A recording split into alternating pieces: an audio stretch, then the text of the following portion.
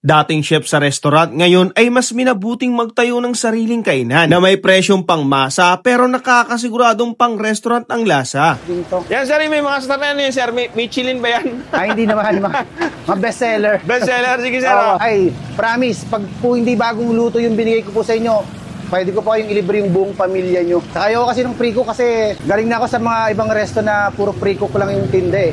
At alam ko kung paano ginagawa. Kaya sabi ko, huwag nyo natin gawing pre-cook kasi hindi maganda, hindi healthy. Kaya ang ginawa ko, lahat ng mga pagkain dito sa akin, freshly cooked.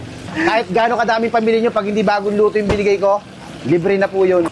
Yung mga gusto lang hindi ko kayo pinipilit Yung mga gusto lang, 34, Green Revolution, CAA. Dito lang yun sa BF International. Pasya lang kayo dito. Nag-operate kami 6 p.m. to 11 p.m. At dito yan mismo sa may Wok Mote. Located sila sa may Green Revolution CAA. Ayan. Tapos guys, open naman sila dito simula 6 p.m.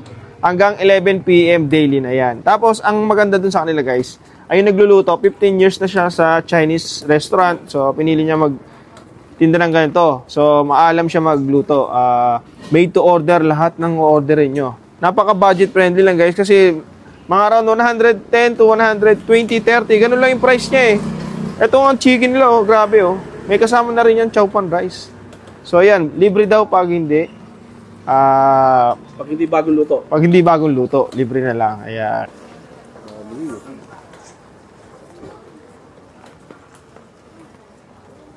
Crunchy yung chicken nyo. Talagang niluto sa high pressure na luto arm. Talagang deep fry na deep fry.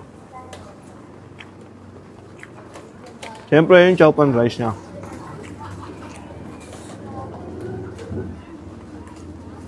Ang sarap. Ay, mabisa ito. Sarap ng chicken. Sumamba? Itirang ita. Shoutout nga pala sa Las Piñas Born and Raised yung nag-recommend sa atin dito. And then, syempre, si Papa Don, yung cameraman natin. Ayan. Ito, order ito ni Papa Don. Ayan. Anong tawag dito? Cantonese. Cantonese? Tikman ko. Pancit Cantonese. Parang init Hipan muna daw. Huwag mo na subukan.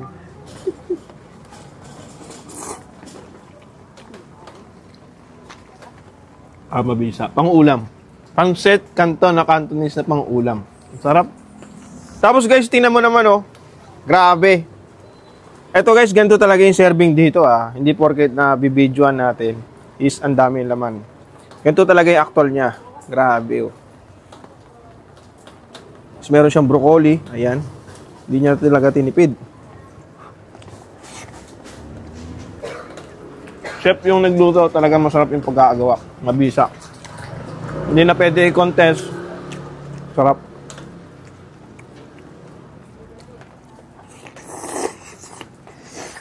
So puputripin ko na to, napakasarap nito. Kuha ko sa inyo guys. Dayo kayo dito sa kanila. Inuulit ko guys, located lang sila sa may Green Revolution, CAA Las Piñas. Open naman sila everyday.